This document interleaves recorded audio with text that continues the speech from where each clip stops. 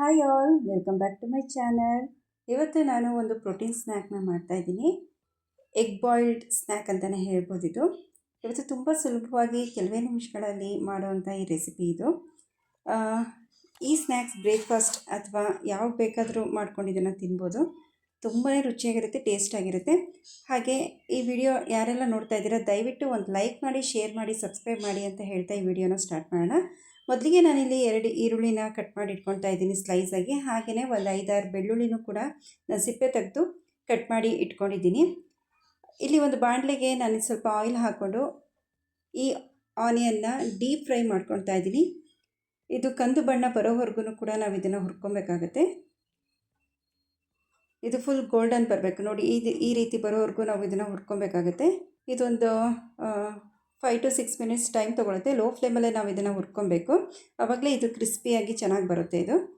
ಆನಂತರ ನಾನಿಲ್ಲಿ ಕಟ್ ಮಾಡಿ ಇಟ್ಕೊಂಡಿದ್ದಂಥ ಬೆಳ್ಳುಳ್ಳಿನೂ ಕೂಡ ನಾನು ಇದಕ್ಕೆ ಆ್ಯಡ್ ಮಾಡಿಕೊಂಡು ಫ್ರೈ ಮಾಡ್ಕೊತಾ ಇದ್ದೀನಿ.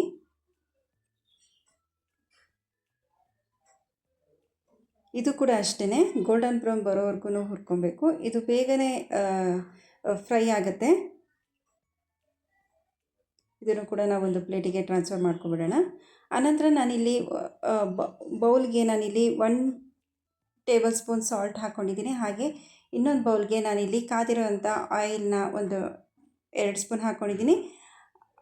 ಆಯಿಲಿಗೆ ನಾನೀಗ ಚಿಲ್ಲಿ ಫ್ಲೇಕ್ಸ್ನು ಕೂಡ ಆ್ಯಡ್ ಮಾಡ್ಕೊತಾ ಇದ್ದೀನಿ. ಹಾಗೆ ಇನ್ನೊಂದು ಬೌಲ್ಗೆ ನಾನಿಲ್ಲಿ ಸ್ವಲ್ಪ ಲೆಮನ್ನ ಸ್ಕ್ವೀಸ್ ಮಾಡ್ಕೊಂಡಿದ್ದೀನಿ. ಅದರ ರಸ ಎಲ್ಲ ತಗೊಂಡು ಇನ್ನೊಂದು ಬೌಲ್ಗೆ ಹಾಕ್ಕೊಂಡಿದ್ದೀನಿ. ಇವಾಗ ಬೇಯಿಸಿರೋವಂಥ ಮೊಟ್ಟೆಯನ್ನು ಹಾಫ್ ಕಟ್ ಮಾಡ್ಕೋಬೇಕು. ಫುಲ್ ಕಟ್ ಮಾಡ್ಕೋಬಾರ್ದು, ಸ್ವಲ್ಪ ಕಟ್ ಮಾಡ್ಕೋಬೇಕು ಅಷ್ಟೇ ಈ ಥರ. ಇವಾಗ ಇಲ್ಲಿ ಡೀಪ್ ಫ್ರೈ ಆಗಿರೋವಂಥ ಆನಿಯನ್ನ ಸೇರಿಸ್ತಾ ಬರಬೇಕು ನೋಡಿ, ಈ ಥರ ಸೇರಿಸ್ತಾ ಬರಬೇಕು.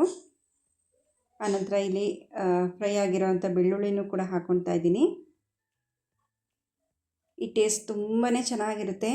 ನೀವು ಇಲ್ಲ ಮಾರ್ನಿಂಗ್ ಬ್ರೇಕ್ಫಾಸ್ಟ್ಗಾರ ಮಾಡ್ಕೋಬೋದು, ಇಲ್ಲಾಂದರೆ ಯಾವಾಗ ಬೇಕಾದರೂ ಸರಿ ತಿನ್ನಬೇಕು ಅಂದಾಗೆಲ್ಲ ಮಾಡ್ಕೋಬೋದು. ಇವಾಗ ನಾನು ಚಿಲ್ಲಿ ಫ್ಲೇಕ್ಸಿಗೆ ಆಯಿಲ್ ಹಾಕಿರೋದನ್ನು ಕೂಡ ಆ್ಯಡ್ ಮಾಡ್ಕೊತಾ ಇದ್ದೀನಿ. ಸ್ವಲ್ಪ ಲೆಮನ್ನ ಹಾಕ್ಕೊತಾ ಇದ್ದೀನಿ, ಲೆಮನ್ ಜ್ಯೂಸನ್ನ. ಹಾಗೆ ಇಲ್ಲಿ ಸಾಲ್ಟ್ ವಾಟರ್ನು ಕೂಡ ಆ್ಯಡ್ ಮಾಡ್ಕೊತಾ ಇದ್ದೀನಿ.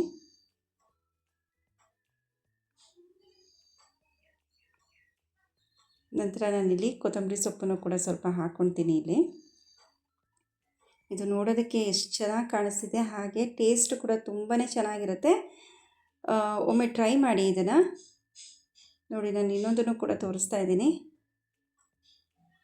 ಯಾರೆಲ್ಲ ಮಕ್ಕಳು ಹಾಗೆ ಬಾಯ್ಲ್ಡ್ ಎಗ್ ತಿನ್ನೋದಿಲ್ಲ, ಈ ಥರ ಮಾಡಿಕೊಟ್ರೆ ಖಂಡಿತ ಮಕ್ಕಳು ಇಷ್ಟಪಟ್ಟು ತಿಂತಾರೆ.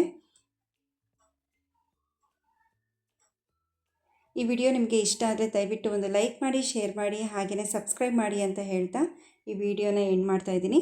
Thank you for watching.